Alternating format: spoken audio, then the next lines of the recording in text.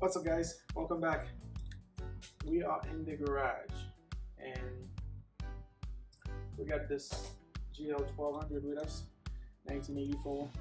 I've been neglecting it forever and I think it's time I do something with it.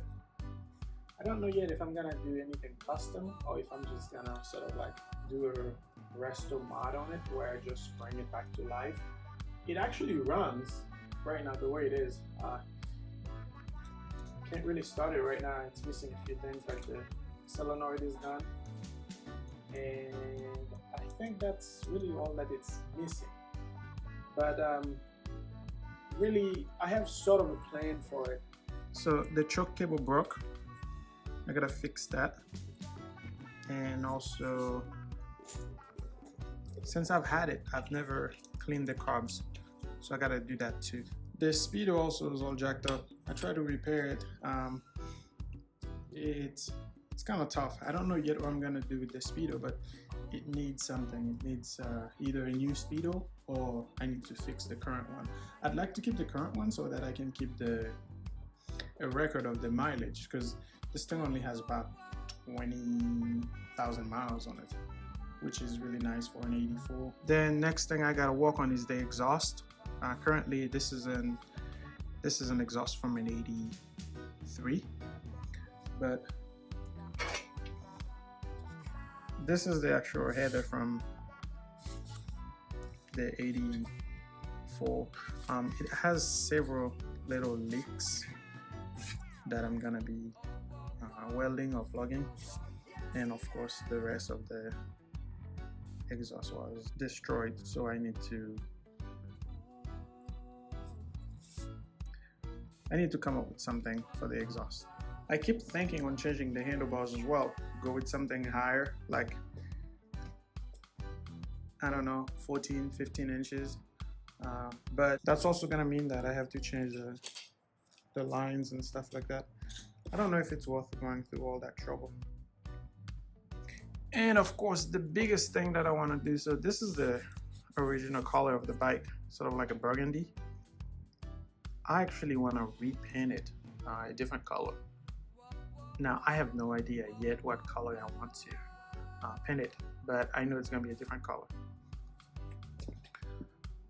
I'm also trying to keep it as original as I can, so I'm gonna keep the big bulky lights and turn signals.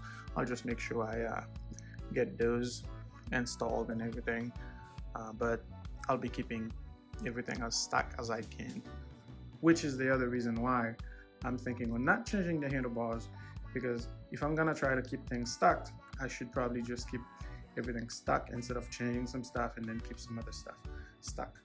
The plan for today is very simple. We're gonna get the carbs out. I am gonna clean them while I have them out, because the bike runs fine with them like that. But as I mentioned, I have no idea what the conditions of the carbs are on the inside. So while I have them out, it's gonna be a great opportunity to actually check them, clean them. So I'm gonna be getting them out so I can get the choke cable replaced.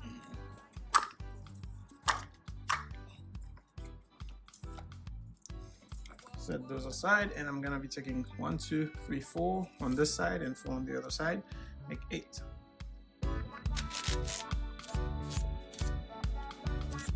The other side.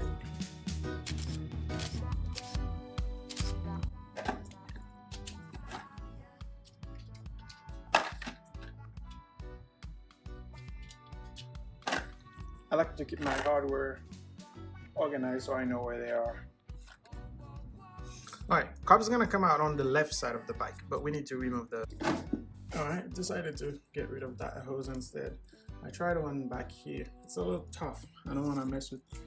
I don't want to break it and have to fight to replace it or something. So I've just undid the screw here on the clamp, and I'm just sort of moving it backward. And the hose is out. So I can start pulling the carbs out, get the throttle cables undone, and get the carb out. And of course, before we can take the carb out, we need to get the air box off as well.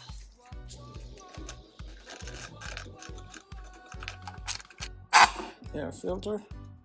I thought I replaced you last year. That's kind of dirty. Maybe I did not.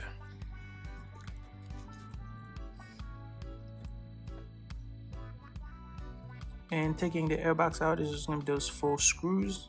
All right, screws are out. Just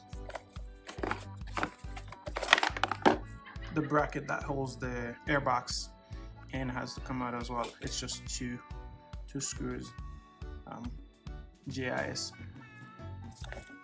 And one thing about those Japanese bike guys, those Phillips looking screws, yeah, a Phillips screwdriver is gonna work fine on them, but they're actually GIS, so it's best to actually get some GIS bits or GIS drivers if you're gonna be working on those, because it's easy to strip them with the wrong bit and stuff and putting yourself in a lot of trouble trying to deal with them. So it's not worth it. Get some GIS screwdriver. So now we can attempt to pull the carb out enough to where we can get the throttle cables undone. The vacuum lines can be a bit tricky to get to because you have to remove them from that rubber piece that's holding them, and also from the cylinder head, because they're holding on really tight, and there's an O-ring on each one of them that you do not want to damage when you're pulling them out.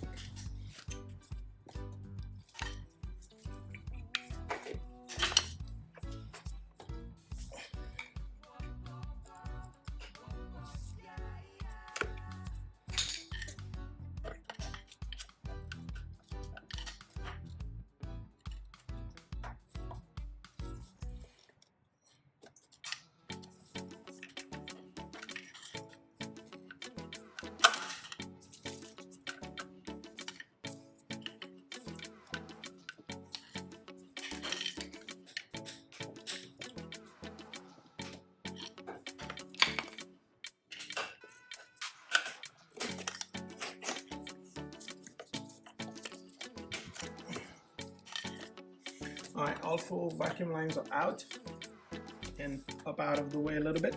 Now we can start wiggling the carbs out. We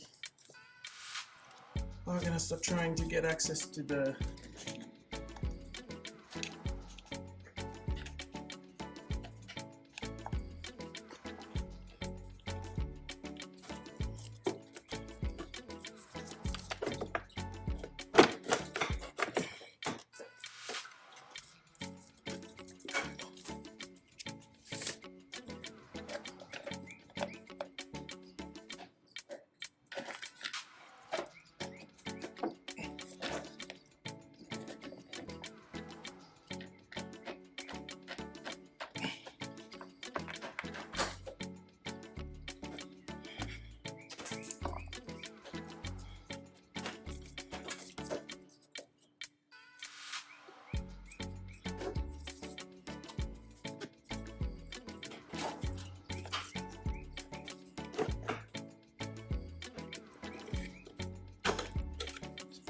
finally.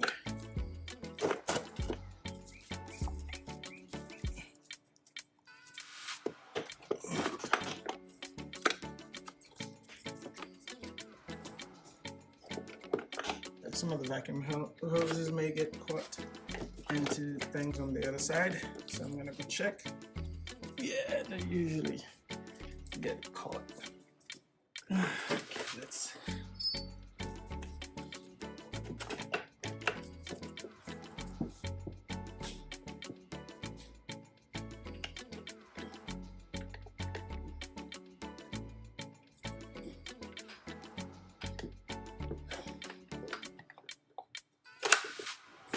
almost there.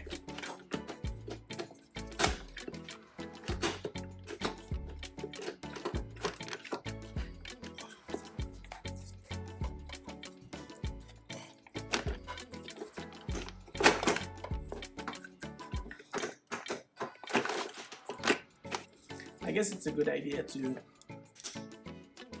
undo those intake and kind of twist them in toward one another, so that way they don't get stuck into things.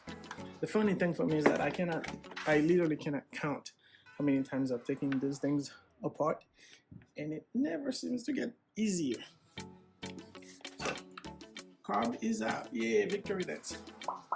So we got the carb on the bench.